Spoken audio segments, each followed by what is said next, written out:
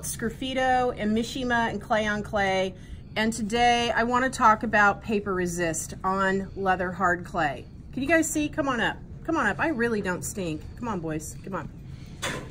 So paper resist works really ideally with newspaper. I just spent a little bit of time. I drew some succulent plants out and I just cut them out of just plain old newspaper. I rolled this out the other day. I just wanted a flat sheet of clay to show you. I thought it'd be easier to see. And my clay is pretty leather hard. And this is really the only way paper resist works is with leather hard clay.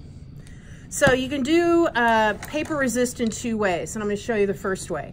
You're going to use underglaze. I'm going to shake up my underglaze. And then what I'm going to do is just lay down a coat of underglaze onto my clay. I just want to put it, I'm going to use one of these succulent plants. So it's not too tall. I'm just going to lay it there by my underglaze. I'm going to put on an even coat.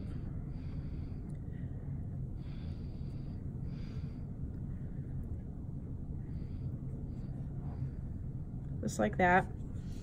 And then what I'm going to do is lay down my paper on top of my underglaze. I'm going to take a damp sponge. I'm going to tap it down, just like that.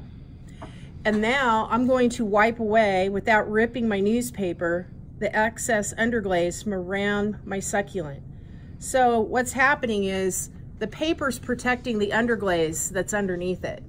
And so it's going to be like Christmas morning here in a second for me. I'm going to peel this paper off after I'm done cleaning up all this underglaze I don't want to see that's smeared, like this. And you kind of got to be careful you don't rip your paper because you're wetting this paper. Yeah. Now, is there a needle tool on my desk? Can someone see? Can you hand it to me, please? Thanks. So now I'm just going to get the tip of my needle tool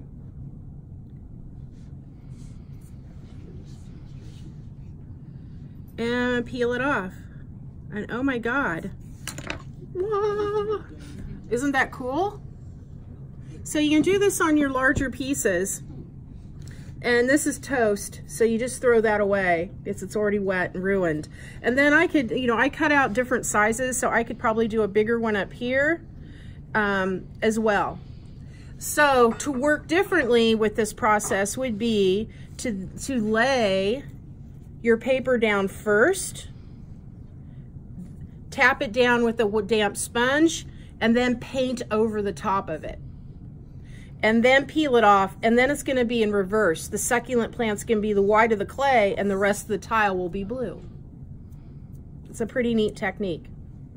So, underglazing your pottery, I've talked a little bit about the underglazing. Now, you don't have to do everything solid opaque. Opaque being solid color. You can't see through it.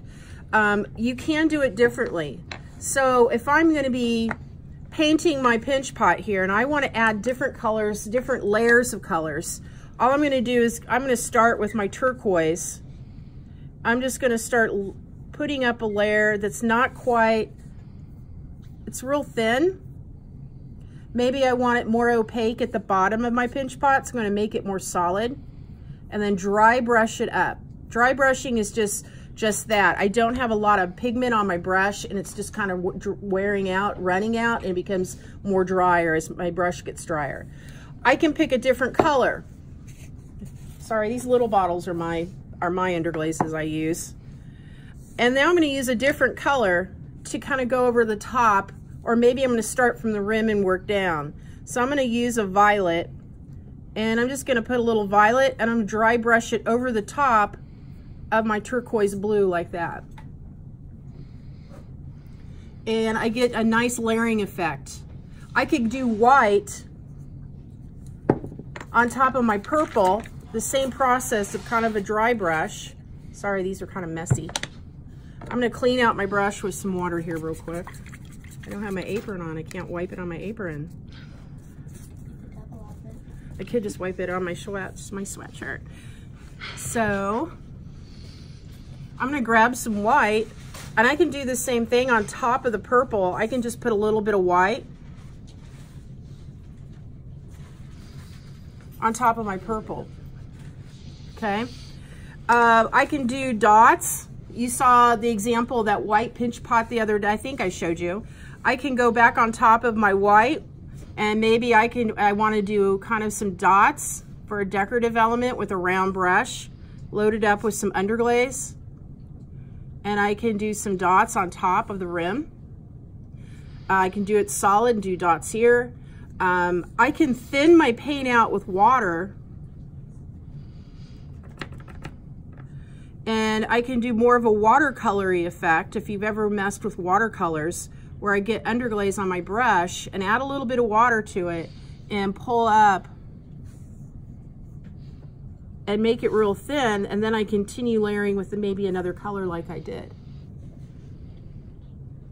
So you don't have to just do solid colors. You can go over, I can use my round brush and I can do a vine with a different contrasting color.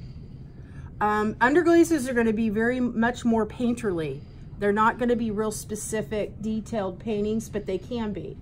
But I want you to play around with the underglazes. You can only really, ideally, with underglazes, if I get underglaze where I don't want it on my leather hard pottery, all I have to do is take my needle tool and just scrape that underglaze away. If you underglaze when your pottery's bisque fired, meaning like a rock, you're not gonna be able to do scraping it away. It's gonna be there. And you can't wash it away either because it'll just stain the surface. So underglazes is ideal for detailed painting. It's my favorite way to glaze pottery is with underglaze. It's just endless what we can do with it. So I have lots of different colors over there. Just make sure you shake those bottles. And try paper resist on maybe a smaller piece of paper. Sometimes your paper might have to fold and bend to fit like around a bottle. If you got a corner, you might have to fold it. That's fine. But the work is just in the cutting of the paper, honestly. But it's totally worth it when you get something like this. Totally worth it. Okay? All right.